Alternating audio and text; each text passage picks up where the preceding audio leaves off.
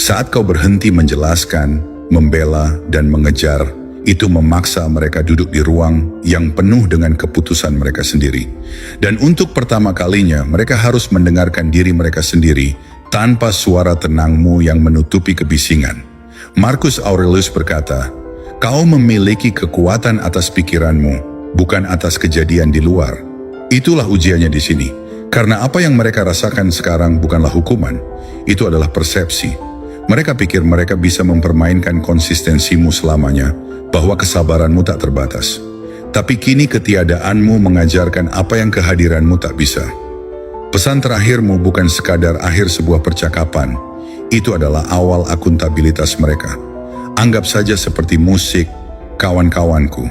Saat suara berhenti, kau akhirnya menyadari keheningan di dasarnya. Keheningan itu selalu ada di sana. Kau hanya tak bisa mendengarnya melalui kebisingan.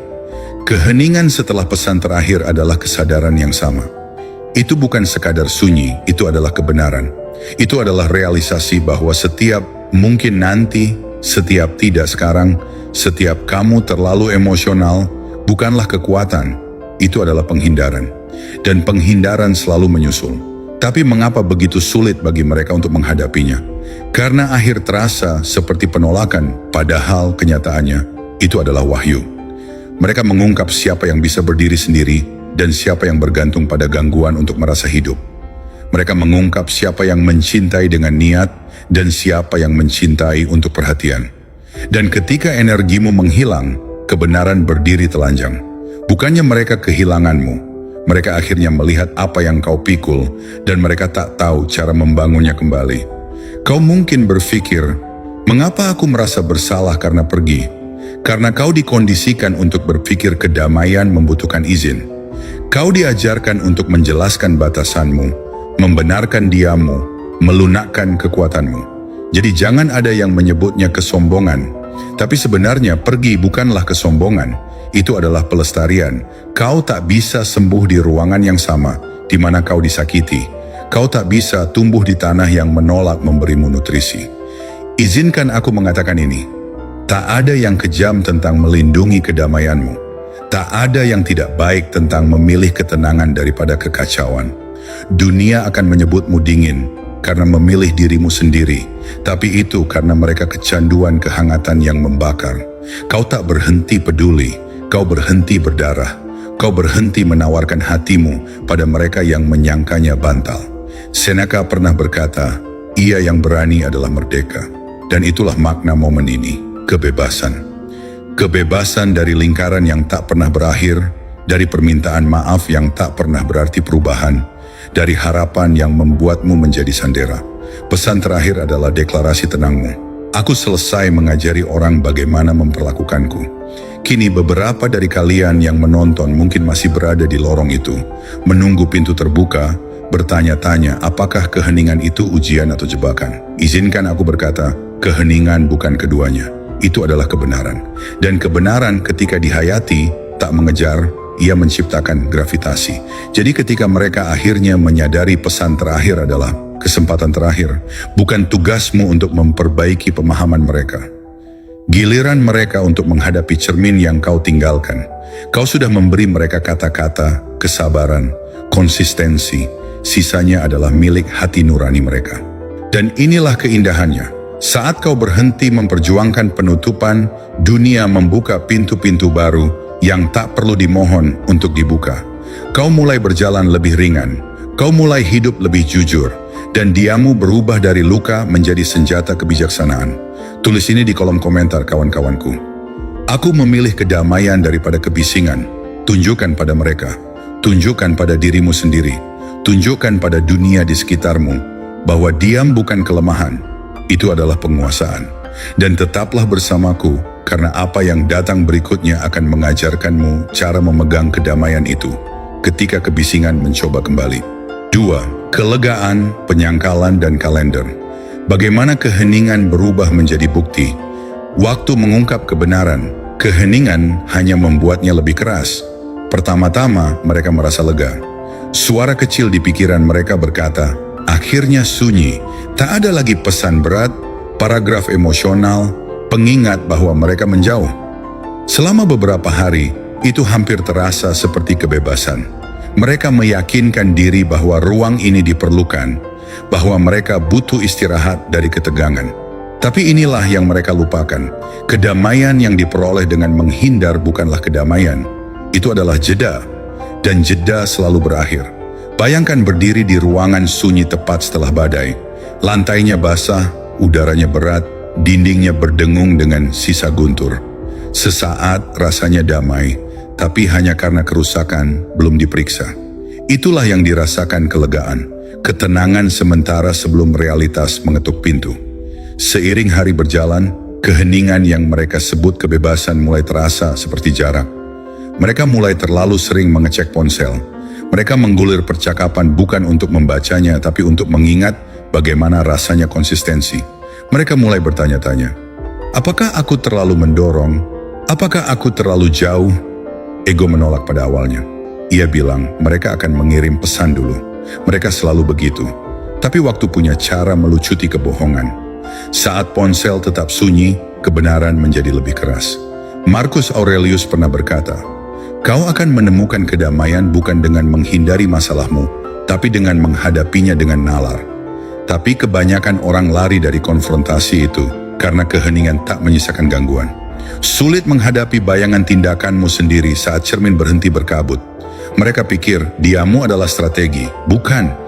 Itu adalah penyerahan pada kebenaran, pada realitas, pada kedamaian. Penyangkalan mulai menyusup berikutnya. Mereka membuat alasan. Mereka mungkin sibuk, mungkin ponselnya rusak. Lucu bagaimana imajinasi bekerja paling baik saat berusaha melindungi harga diri. Tapi penyangkalan punya tanggal kedaluarsa.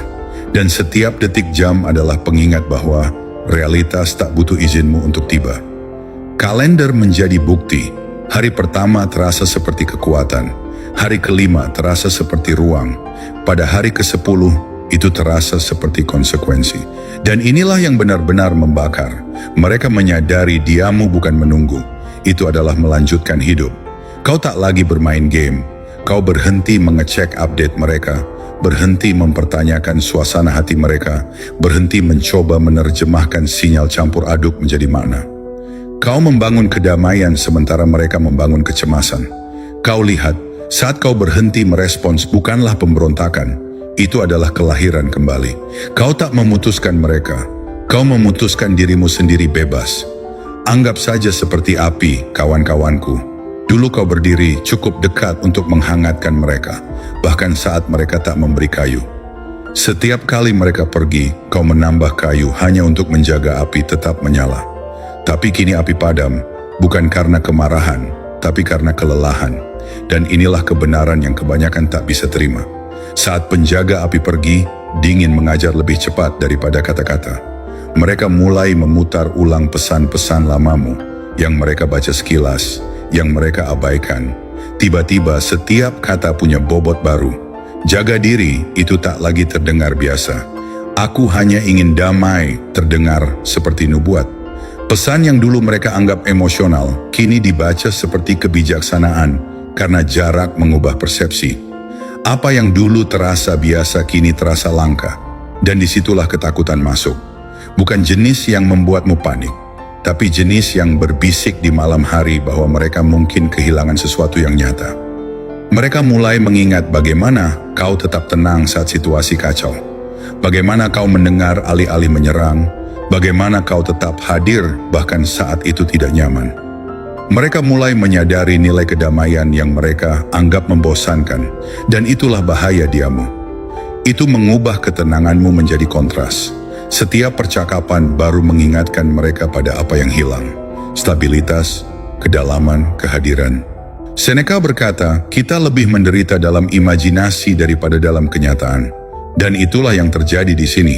Semakin lama diam berlangsung, semakin banyak pikiran mereka mengisinya dengan cerita. Cerita tentang apa yang kau lakukan, siapa dirimu sekarang, apakah kau masih memikirkan mereka. Tapi kau sudah berpindah dari memikirkan ke menjalani. Kau tak menunggu di samping ponsel. Kau di gym, di pekerjaanmu, dalam pertumbuhanmu, dalam tujuanmu. Kau mengganti kebingungan dengan konsistensi. Dan itulah yang menakutkan mereka karena kekuasaan bergeser dengan sunyi. Kau tak mengumumkannya, Kau tak memposting kutipan atau menulis pidato. Kau hanya memilih dirimu sendiri, dan dengan begitu, kau mengajari mereka kebenaran tersulit. Kadang-kadang mereka yang diam bukan lemah. Mereka hanya selesai bernegosiasi dengan kebisingan. Tapi aku tahu apa yang kau pikirkan, kawan-kawanku. Jika aku begitu kuat, mengapa aku masih memikirkan mereka kadang-kadang? Karena penyembuhan tak menghapus kemanusiaan. Kau bisa merindukan seseorang dan tetap melangkah maju. Kau bisa mengingat yang baik dan tetap melepaskan yang buruk. Tujuannya bukan berhenti merasa, tapi berhenti dikendalikan oleh apa yang kau rasakan. Itulah kekuatan stoik sejati. Jadi inilah pengingatmu. Diamu tak kosong, itu adalah bukti. Bukti bahwa kau belajar melindungi waktumu, energimu, kedamaianmu. Itu bukti bahwa kau berhenti memberi diskon pada nilaimu. Kau menjadi tenang di dunia yang mengacaukan kekacauan dengan koneksi. Tulis ini di kolom komentar, kawan-kawanku. Aku memilih ketenangan daripada kebingungan. Tunjukkan pada mereka, tunjukkan pada dirimu sendiri, dan tunjukkan pada dunia bahwa diamu bukan lari. Itu berdiri tegak. Tetaplah bersamaku karena apa yang datang berikutnya akan menyelam lebih dalam tentang bagaimana keheningan menjadi cermin yang tak bisa mereka hindari. 3. Gema. Mengapa ketiadaan mulai terasa seperti kehadiran? Diammu akan mengajari mereka apa yang kata-katamu tak pernah bisa. Awalnya, diam terasa seperti jarak, tapi beri waktu dan kau akan lihat itu menjadi kehadiran. Jenis kehadiran yang aneh, menghantui, yang mengikuti mereka kemanapun pergi. Itu seperti lagu yang dulu diputar lembut di latar, yang tak pernah mereka perhatikan hingga berhenti. Dan kini ketiadaan suara itu bergema lebih keras daripada musik itu sendiri. Mereka menggulir pesan mereka lagi, bukan untuk membalas, bukan untuk bicara, tapi untuk merasa. Setiap kalimat yang pernah kau tulis, setiap pengingat lembut, setiap tidak apa-apa yang sabar, membawa bobot berbeda sekarang. Kata-kata sama yang dulu mengganggu mereka karena terlalu emosional, kini terdengar seperti bimbingan. Konsistensi sama yang mereka anggap membosankan kini terasa seperti kedamaian yang tak bisa mereka ciptakan kembali. Itulah yang dilakukan diam. Ia mendistorsi waktu. Ia mengubah momen biasa kemarin menjadi pelajaran hari ini. Bayangkan berjalan melalui rumah setelah semua orang pergi. Kursinya masih ada, gambar masih tergantung di dinding, tapi sesuatu terasa hilang. Sesuatu itu bukan fisik, itu kehadiran. Itu gravitasi tenang dari energi yang dulu memenuhi ruangan. Itulah yang menjadi diammu. Itu bukan ketiadaan. Itu pengingat akan bobot yang pernah dibawa kehadiranmu. Mereka mulai memperhatikan hal-hal kecil dulu. Tidak adanya pesan pagimu, absennya cek malam itu, cara ponsel mereka diam berjam-jam. Ini bukan tentang merindukan kata-katamu. Ini tentang merindukan apa yang diwakili perhatianmu. Keamanan, pijakan, arah. Di dunia penuh kebisingan, kau diam. Itu masuk akal. Dan kini keheningan itu mengekspos segalanya untuk apa adanya, sementara. Marcus Aurelius pernah berkata, jiwa menjadi diwarnai dengan warna pikirannya. Itulah yang terjadi di sini. Diammu mulai mewarnai pikiran mereka. Itu memaksa refleksi. Pikiran mulai memutar ulang pilihan lama, seperti tayangan ulang acara yang dulu terasa biasa, tapi sekarang penuh makna. Mungkin aku tak seharusnya mengatakan itu. Mungkin mereka benar. Mungkin mereka lebih peduli dari yang kukira. Itulah gemanya. Mereka menjadi lebih keras semakin lama kau diam. Dan inilah tentang gema. Mereka tak hanya mengingatkan, mereka mengungkap. Mereka menunjukkan siapa yang benar-benar hadir dalam hubungan dan siapa yang sekadar melakukan pertunjukan koneksi. Saat suara stabil meninggalkan ruangan, semua kepura-puraan runtuh. Tiba-tiba, mereka sadar bukan hanya apa yang kau katakan, tapi bagaimana kau membuat diam terasa aman. Kau mendengar saat yang lain hanya menunggu untuk bicara. Kau peduli tanpa menghitung skor. Kau membawa ketenangan di mana kekacauan biasanya berkuasa. Dan kini ketenangan itu berubah menjadi ketiadaan yang menghantui.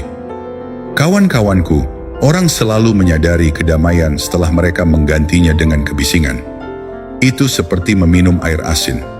Kelihatannya menyegarkan, terasa menyenangkan awalnya, tapi meninggalkanmu lebih haus dari sebelumnya. Mereka mengejar stimulasi, mengira itu kebebasan, tapi diammu mengungkap harganya. Karena kebebasan tanpa kendali emosional bukan kedamaian, itu kepanikan yang menyamar. Mereka akan mencoba mengisi kekosongan dengan obrolan baru, gangguan baru, orang baru, tapi tak ada yang terasa sama. Setiap percakapan baru terasa dangkal karena mereka bukan terhubung, mereka mengganti rugi. Itu seperti beralih dari lilin yang terbakar perlahan ke lampu neon yang berkedip. Itu menarik mata tapi membutakan hati. Diammu di sisi lain stabil. Ia tak pentas, ia tak memohon perhatian. Ia hanya ada dan keberadaan itu menjadi magnetis. Seneca menulis, bukan karena kita memiliki waktu singkat untuk hidup, tapi karena kita banyak menyia-nyiakannya. Mereka menyia-nyiakan milikmu, bukan karena mereka tak punya waktu, tapi karena mereka pikir mereka punya kesempatan tak terbatas. Dan kini mereka menyadari apa yang sudah kau pelajari. Energi adalah mata uang termahal di dunia, dan kau berhenti memberi diskon. Tapi mari kita bicara tentangmu sebentar. Kau mungkin masih merasakan godaan untuk memecah keheningan, untuk mengecek apakah mereka sudah berubah, untuk melihat apakah mereka merindukanmu. Itu manusiawi, tapi ingat, diammu bukan hukuman, itu pelestarian. Bukan tentang harga diri, itu tentang kedamaian.